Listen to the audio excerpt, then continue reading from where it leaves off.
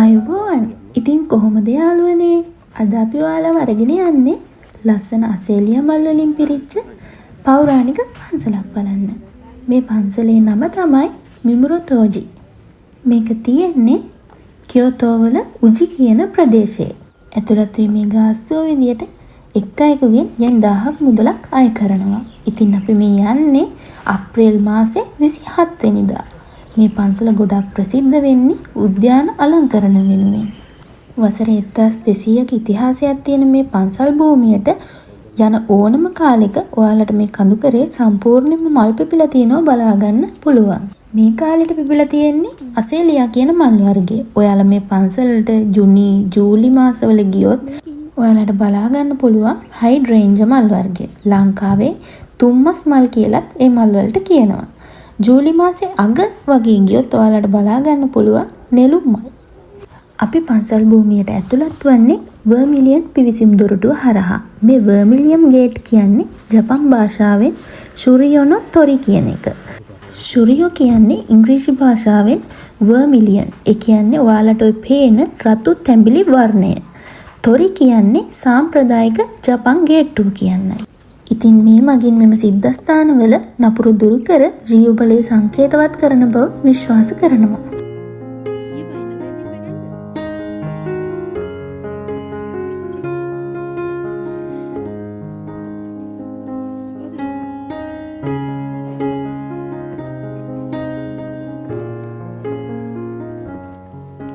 දැන් අපි මේ යන්නේ පන්සලේ ප්‍රධාන ශාලාව වෙතට.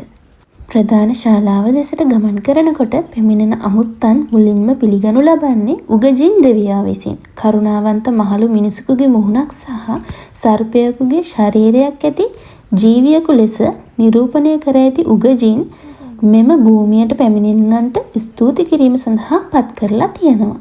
ජපන් සංස්කෘතියට අනුව මෙහි පැමිණෙන ඔබ විසින් මෙම දේව රූපේ හිස අතුල්ලන්නේ නම් එය දීර්ඝකාලීන සෞඛ්‍ය සම්පන්න ජීවිතයකට මඟ පාදන බවත් පිළිමේ වලිගයේ කෙළවර අතුල්ලන්නේ නම් ඔබට මුදල් වාසනාව ලබා දෙන බවත් කියවෙනවා.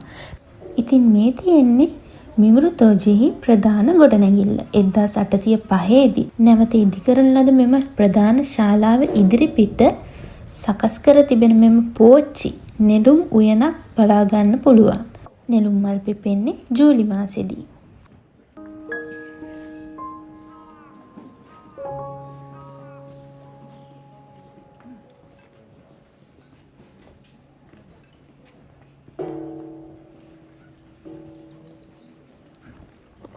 මෙම ප්‍රධාන ශාලාව තුළ පෙනෙන නොපෙනෙන අයුරින් සැඟවී තිබෙන්නේ The Thousand Arm Cannon. අත් දහසක් තිබෙන අවලෝකිතීශ්වර බෝධිසත්ව ප්‍රතිමාවයි.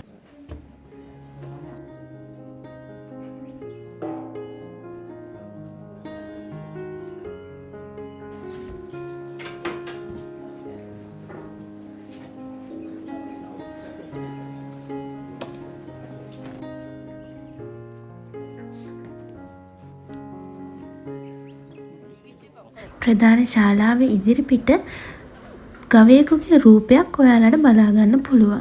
මෙහි පැමිණෙන අය මෙම ගවයාගේ මුඛය තුලට දෑත් දමා මෙහි ඇති වස්තුව එහා මෙහා කරකවන අතර ඒ මගින් වාසනාව ලැබෙන බව ඔවුන් විශ්වාස කරනවා.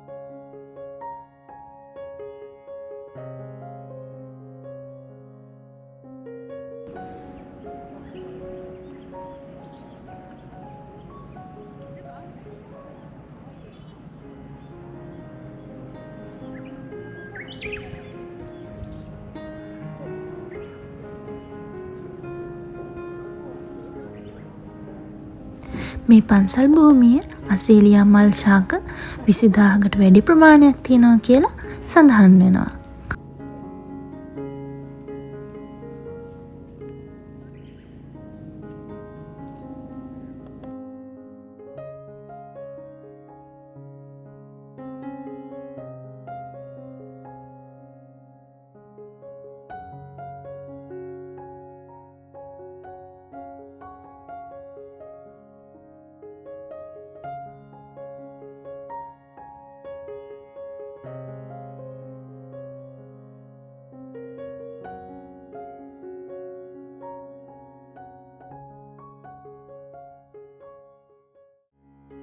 ඉතින් ඔයාලට මේ පේන්නේ හෙක්ටයාර 15ක පමණ ප්‍රදේශයක විහිදලා තියෙන ලස්සන අසේලියා මල් වර්ග.